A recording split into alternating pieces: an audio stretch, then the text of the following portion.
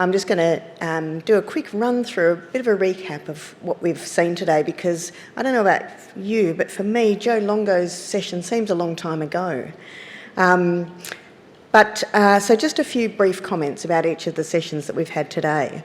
Joe Longo, I mean, it's been discussed throughout the day, his presentation, but one thing that struck me was his comment, his quote from Larry Fink about the fact that markets don't naturally evolve to serve everyone. And I think that's something that a lot of us in the room would agree with, and one of the things that AXI holds true about financial markets, and the need, therefore, for continued vigilance and active advocacy around the rules for those markets.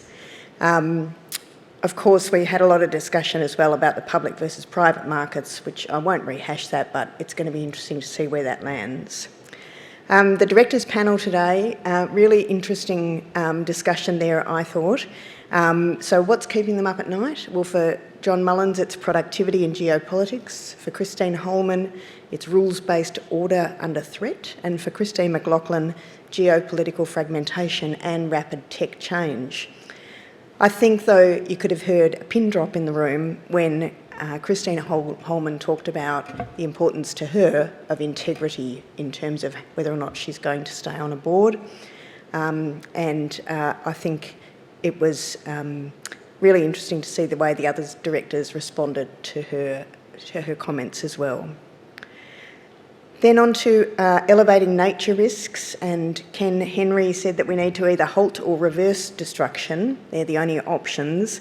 And I guess maybe a little bit of flippancy, but clearly he sees a lot of urgency in this issue, and there is a lot of urgency. We do have to act. I'm not sure that personally I would be telling people that their desire for cheap salmon needs to be gotten over, but still, there's different ways of approaching this from everyone. The session on AI, I think, is the session that I found the most disturbing of the day, because it was just so fascinating, but also so far-reaching. As the last panel was commenting, it's going to transform a lot of what we do and a lot of what we have access to in terms of information. And I think the combination of what's happening with AI and the geopolitical upheaval at the moment gives us all pause for thought.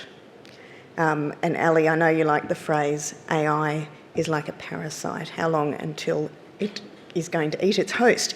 But I think one of the really big questions that came for me out of that is, how deliberate are we going to be about what we let AI do and don't let it do? Then to safety in the spotlight, which was an interesting discussion around both physical and psychosocial health issues, and particularly, I think, interesting to think about how we get a better handle around measurement of mental health in the workforce. There was one suggestion from the panel that one good way of doing that is to ask the workforce, and I can see some benefits in doing that.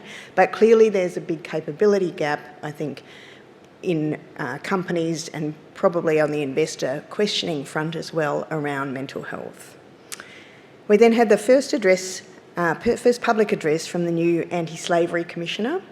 So obviously many challenges ahead for all of us on this issue, and I think it is beholden on us as investors to really lean into trying to support the work that the Commissioner is going to be doing in this area. I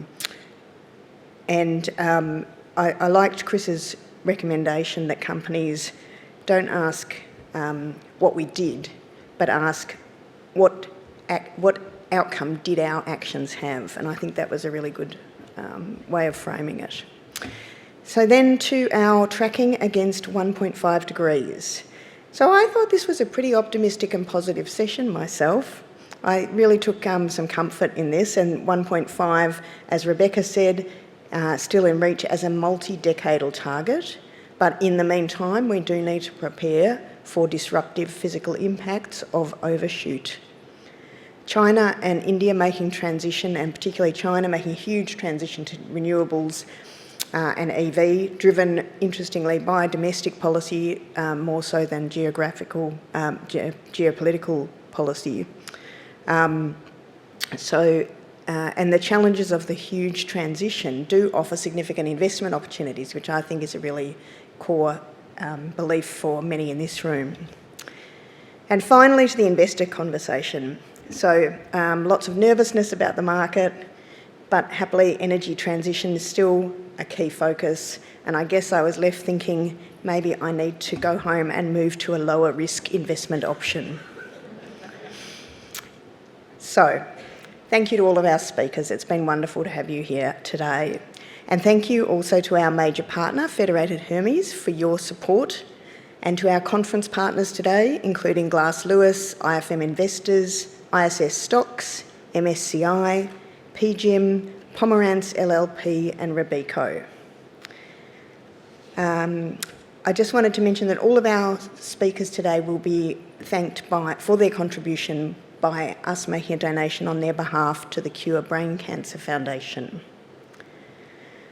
We have sent around a survey already, and we would love you to please fill it in, because the feedback that you give us really helps us to craft next year's conference, the work on which will begin next week or maybe the week after next.